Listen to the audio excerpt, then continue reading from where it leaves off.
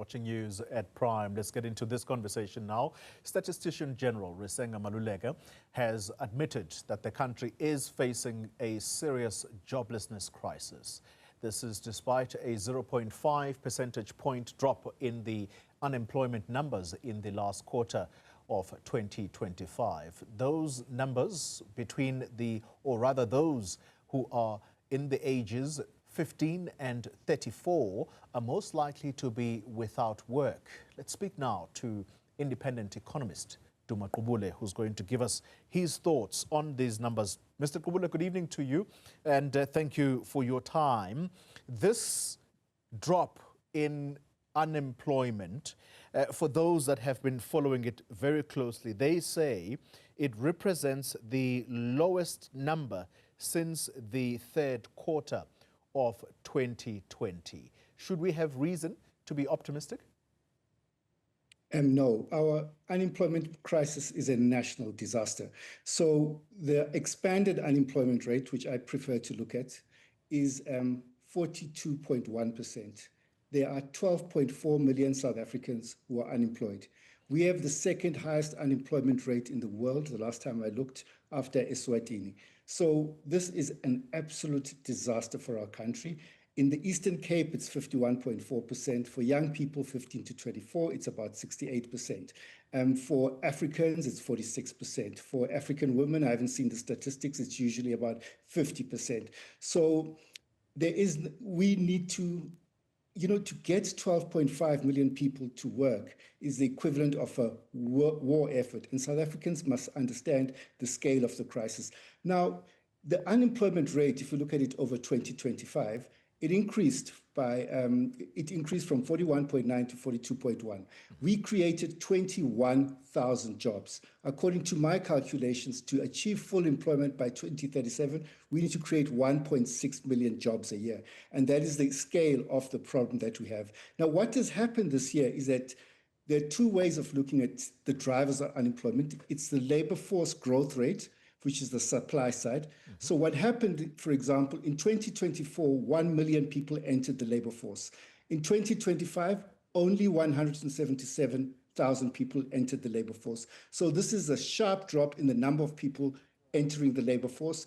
And it's an unexplained sharp drop. It's the lowest I've seen since the series of the quarterly labor force service about 17 years ago. So I think we need to understand exactly what is the reason for that, because if it had been normal increase in the labor force, we would have seen a much higher unemployment rate. But the bottom line is that we created 20,000 jobs in 2025 compared to 355,000 jobs in 2024. Interesting indeed. Mr. Gqubule, I like to talk about the numbers in reference to something that people can relate to.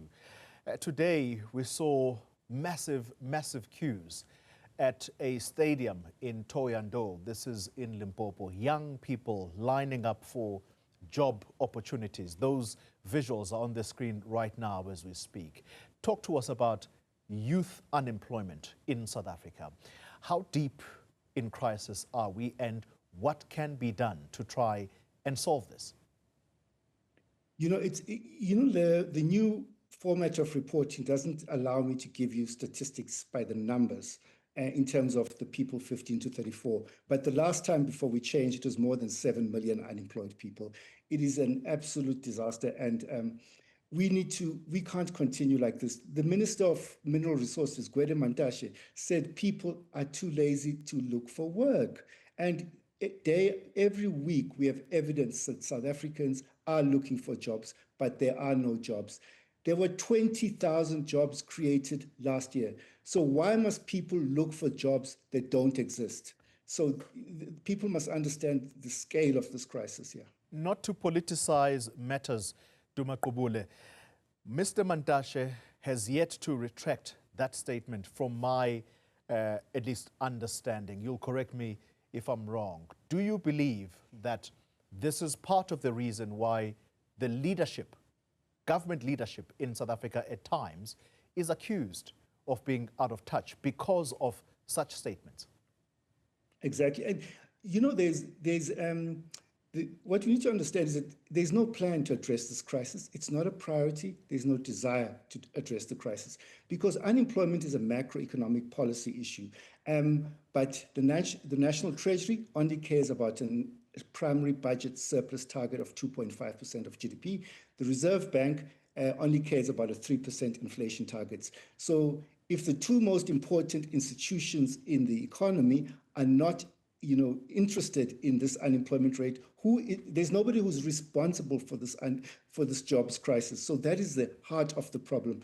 If we flip the script and we say that National Treasury and the central bank must target GDP growth, jobs, and inflation, we might have a different outcome.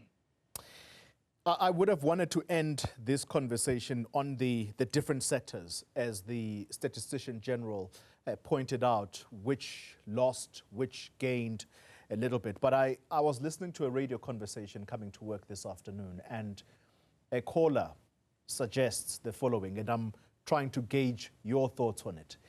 The caller says, if there are so many black people who are unemployed, you actually broke this down yourself just moments ago, saying Africans stand at such a percentage in terms of unemployment. And the person says, if so many black people are unemployed in South Africa, does that not tell us that affirmative action policies actually have not worked? There's no relationship between affirmative action policies and the unemployment crisis. Unemployment, as I said, is a what you call a macroeconomic policy issue. And affirmative action and BE, these are not macroeconomic policy issues at all. So I don't understand where people get this. They keep repeating this. It's not true. Let's focus on the drivers of unemployment. If you understand the drivers of unemployment, for example, they say it affects investment, but the biggest driver of the low investment rate that we have is a public sector investment strike. If you look at the past 10 years, 2014 to 2024, real per capita public investment, there's been a public sector investment rate, collapsed by 40%, but public investment construction has got the highest GDP and growth multipliers. So that has got nothing to do with affirmative action and black economic empowerment. It is misguided macroeconomic policies. Our cities and towns are collapsing and this is the reason for this crisis that we find ourselves in. Independent economist Duma Gqubule, thank you very much for your analysis tonight.